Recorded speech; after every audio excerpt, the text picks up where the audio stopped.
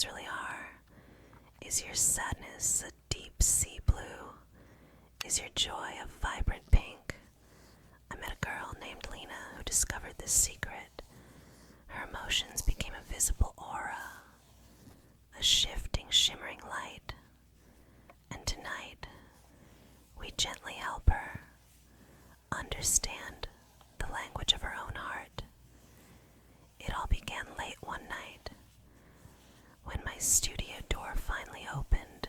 The neon sign above the door flickered its last gentle breath of light.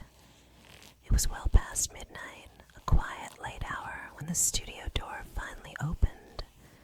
The air outside was cool, but the air that swept in with our guest felt heavy, anxious. A quiet student named Lina stepped slowly inside. She hesitated near the entrance, her presence soft, almost like a sudden memory.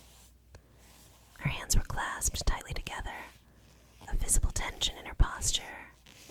But if you looked closely, just past the edges of her jacket, there was a faint blue glow, a quiet, soft blue. It pulsed lightly around her. She couldn't hide it, though she desperately tried to pull her jacket closer to her throat. I welcomed her in, my voice low, almost a whisper designed not to break the fragile silence. She moved slowly, each step on the polished floor sounding small and uncertain. Her eyes, wide and luminous, held a clear, silent plea. She finally spoke, her voice barely audible over the soft ambience. "I need help," she breathed. Her gaze dropped to her hands. My emotions, they have started appearing as colors around me. She pointed a trembling finger toward the soft azure mist that subtly enveloped her shoulders. And I am terrified. I don't know how to make it stop. I can't go to school like this. I led Lina into the soft leather chair.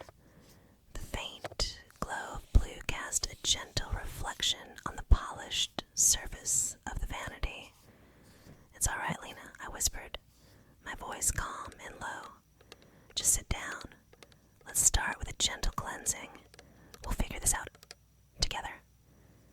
I began the soothing process of preparation. The soft synthetic fibers of the brush glided slowly across her forehead. I continued applying the smooth primer. "When exactly did this start?" I asked quietly. Lina took a slow, deep breath, the blue aura around her seeming to swirl slightly with the movement of the air. "Just yesterday," she murmured. "It was during history class. The teacher was talking about something very serious, and I felt so terribly sad. And suddenly the students next to me leaned away and whispered to each other." She stopped, the anxiety evident in the sudden quickness of her pulse. The soft, gentle blue around her intensified slightly. The clear, deep color of sadness. "And what about other feelings?" I continued, applying the soothing toner. She managed a small, fragile smile. "If I get a text from my best friend about a movie night, the blue fades entirely, and it turns into this." As she spoke of friendship, a quick flash of vivid, bright pink flickered over the deep blue. A nervous but definite excitement. "But if I think about the next math test, that green color floods everything. A sick neon green." She shivered lightly. The color shifted around her skin like mist moving over cold glass. A momentary flash of that sickly green, the color of fear. "I'm so afraid someone at school will see it. They already noticed something is wrong with me." I paused the gentle motion of the brush, met her eyes in the mirror. "Lina," I said, "I don't see anything wrong. I see something unique, something beautiful." "Lina," I repeated softly, my voice smoothing out any remaining tension in the quiet room. "I truly believe you, and I want to help you understand this gift." She searched my eyes in a mirror, breathing still shallow, but slowing down, I gently invited her to relax. You don't have to hide anything here. Just sit back and trust the process. She slowly nodded. As she accepted the belief, the sharp, nervous blue around her began to flicker and soften. But then a nervous energy returned. A hint of the bright pink excitement briefly flashed through the blue. The colors fought, mixing into a soft, nervous lavender. I reached for the powder foundation. I chose the softest brush I owned. "We are going to match this color," I whispered. "We're going to make your feelings visible, but also beautiful and safe." I began applying the lightest pastel shadow, a color that harmonized perfectly with the dominant soft blue. The cool powder kissed her skin, and with each slow, deliberate sweep of the brush, I spoke in a rhythmic, soothing pattern. Inhale peace, exhale fear, inhale acceptance, exhale anxiety. The gentle repetition, combined with a soft touch on her face, began to work its subtle magic. Her shoulders dropped visibly. Her jaw, which had been tight, softened. The bright, nervous pink faded. The blue aura, the color of her sadness and anxiety, did not vanish entirely, but it transformed. It became a deep, settled, peaceful azure. A beautiful, steady color. She closed her eyes fully. The first true sign of trust. I moved to apply a setting spray, the fine mist hissing softly in the quiet room. Lina's breathing was now deep, slow, and entirely regular, a truly restful state. But as I began working near her temples, I noticed a delicate change. The steady, peaceful blue was not alone anymore. A faint, brilliant gold began to shimmer at the edge of her aura. It was subtle, like sunlight catching dust motes, but intensely warm. I paused my hand. The gold was beautiful, but it was a color she had not mentioned. "Lina," I whispered, my voice softer than the mist. "I see a new color, a beautiful, quiet gold. It's shimmering near your hairline." She slowly opened her eyes, confused. "Golds," she murmured. I don't know what that means. It's not sadness, or fear, or excitement." I gently placed my fingertip on the spot where the gold was brightest. "Describe what you feel," I invited. "Not what you think, but what you feel. Is it heavy or light? Quick or lasting?" She closed her eyes again, focusing inward. The gold grew stronger, brighter. It began to ripple down from her temples toward her cheeks. It feels warm, like a memory of being entirely safe and not having to worry about tomorrow. She spoke the words slowly, as if tasting them for the first time. The feeling was new even to her. The gold intensified, luminous and profound. A beautiful silent emotion that she had been carrying, hidden beneath the everyday stress. Warm and safe. I echoed softly. I kept my hand near the shimmering gold, feeling the quiet stability it represented. Think back to that feeling, Lina. Where does that specific warmth come from? She remained still, her breath steady, her mind searching the deep corners of memory. The peaceful azure was still visible, but the gold now began to dominate, spreading across her collarbones. She started to speak slowly, her voice dreamy. "I remember I was 6. My grandmother had just put me to bed. It was storming outside, loud thunder. She didn't leave. She just sat there, humming softly, sewing a small velvet pouch, and the lamp beside the bed was the only light. She sighed, a sound of perfect final contentment. I knew the storm couldn't touch me.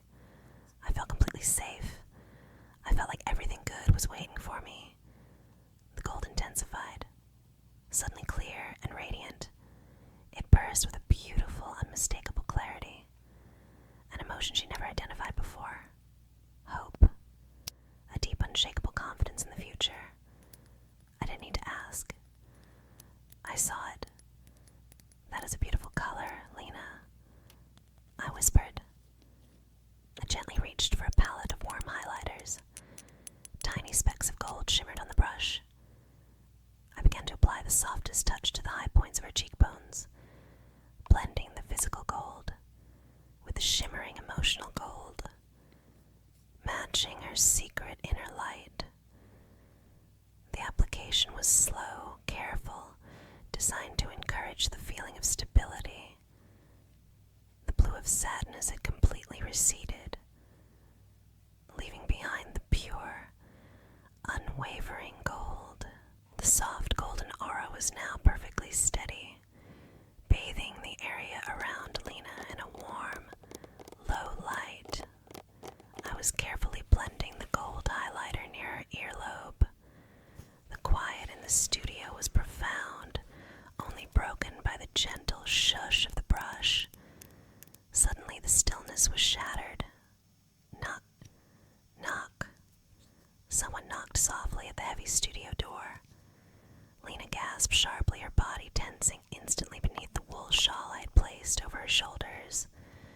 The soft, steady gold vanished. Her aura instantly burst into a bright, shocking red.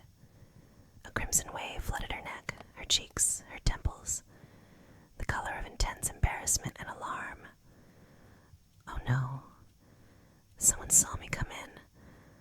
I shouldn't be here this late, she whispered urgently. Her breathing became fast and shallow again. The bright red pulsed dangerously. I set the brush down, deliberately slow and quiet, letting the tiny sound ground her attention. Look at me, Lina. Look at yourself in the mirror, I instructed calmly, my voice firm yet gentle.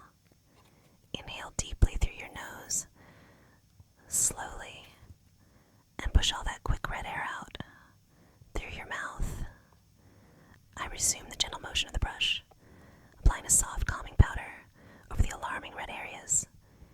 The rhythmic, soothing strokes served as an anchor. With each deep, steady breath she managed to take, the bright, harsh crimson slowly began to soften. The alarming color bled away. It gradually transformed into a quiet, warm rose pink, a color not of fear but of shy warmth. Lina exhaled fully, her eyes softening. She looked at the reflection, astonished. It's true, she murmured. When you touch the color, when you calm me, you help stabilize my emotions. The rose pink had settled beautifully, a soft, warm flush that suited her perfectly. The hurried knocking had ceased, and the quiet returned, deeper than before. That was wonderful, Lina, I whispered, as I gently brushed a tiny stray hair from her forehead. You didn't just survive the feeling, you transformed it, and you helped me. I picked up a large, soft kabuki brush.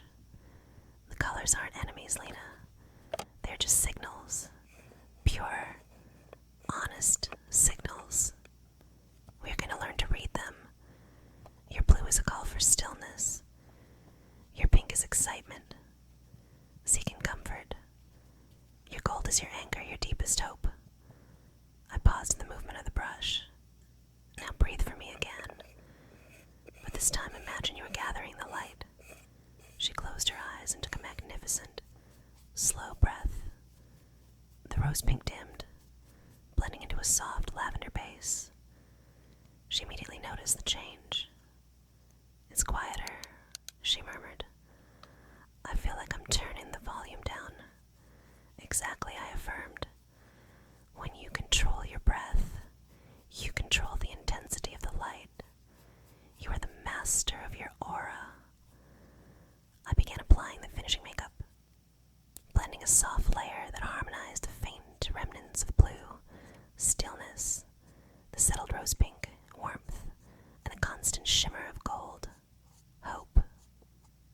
transformation was a slow, meditative dance, uniting all the facets of her current self. The makeup isn't hiding the color, I explained softly. It is celebrating the truth of what you feel. I stepped back slightly, admiring the blend. The harmony of colors was exquisite, a soft, complex tapestry of feeling. Lina opened her eyes, watching her own reflection. She didn't speak. She just breathed. And as she watched the gentle light, the entire atmosphere in the studio shifted again. The colors began to deepen.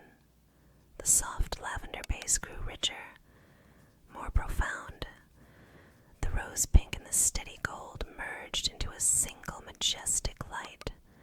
Her aura transformed into its deepest, most subtle form, a quiet, yet powerful violet.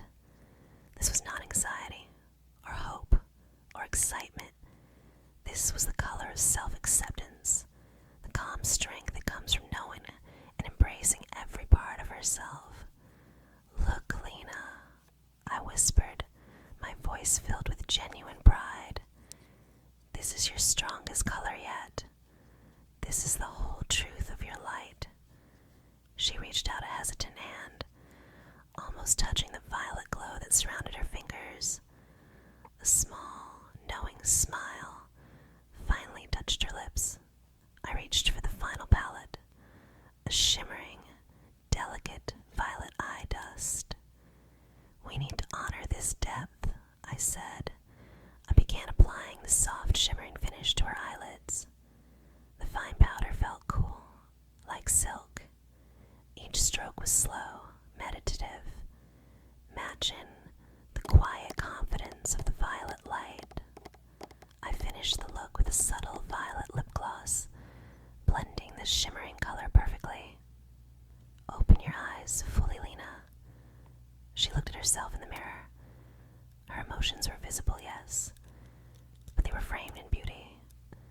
And she finally smiled, a deep, true smile of powerful, quiet confidence. Lina continued to gaze into the mirror. Her expression was one of profound relief.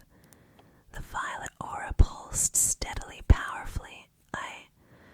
I never felt seen before," she whispered softly.